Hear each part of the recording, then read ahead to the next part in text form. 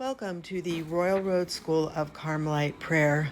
We are currently studying a series of articles written by a prominent Teresian scholar, a Carmelite friar by the name of Tomas Alvarez, now deceased.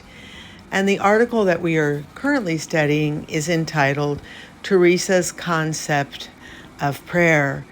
So we're looking at her experience of prayer, and we looked in the last video on we looked at her first and second experience of prayer.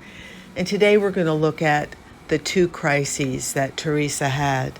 And this is what Father tells us. So in the first crisis, Teresa, in her practice of prayer, encountered two difficulties, okay?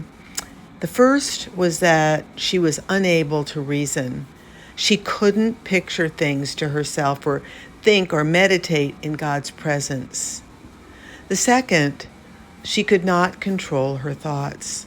She struggled with her imagination, the mad woman in the house. These two hurdles initially smothered her first attempts at prayer.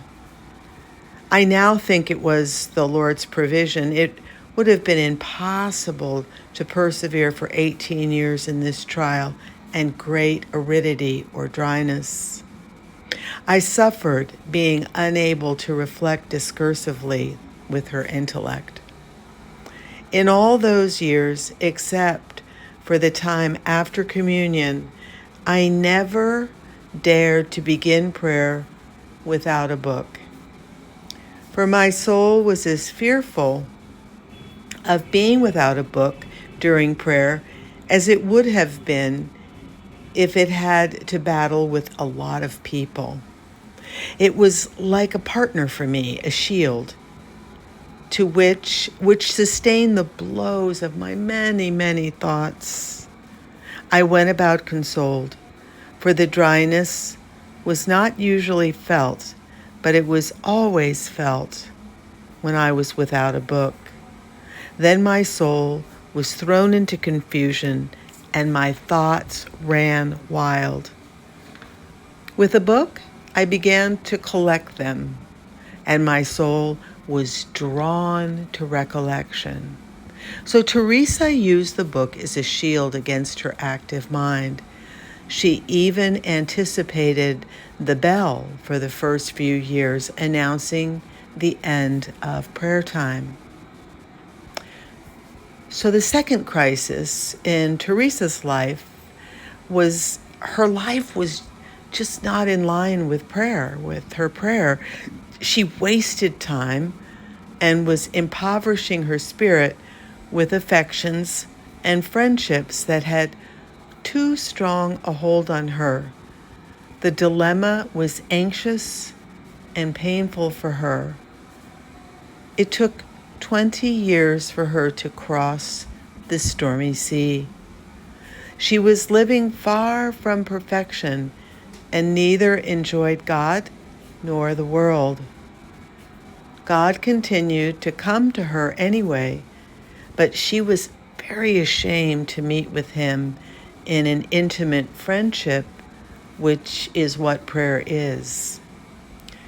She gave up prayer for a year and a half due to her shame and feelings of unworthiness to continue her dialogue with God.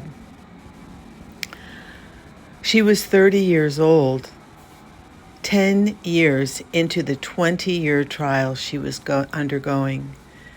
It is, however, important to note that in both crises, Christ was always within her reach. The whole problem lay within Teresa. The first crisis was psychological.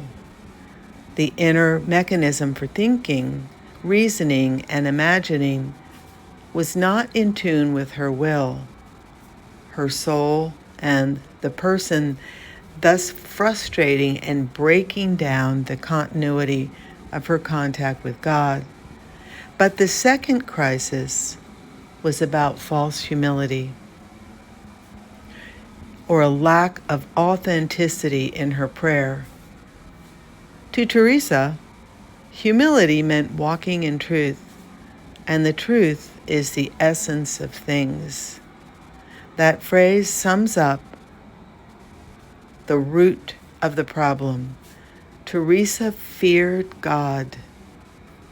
She feared that she had to meet God in prayer. She was ashamed of herself. Amen.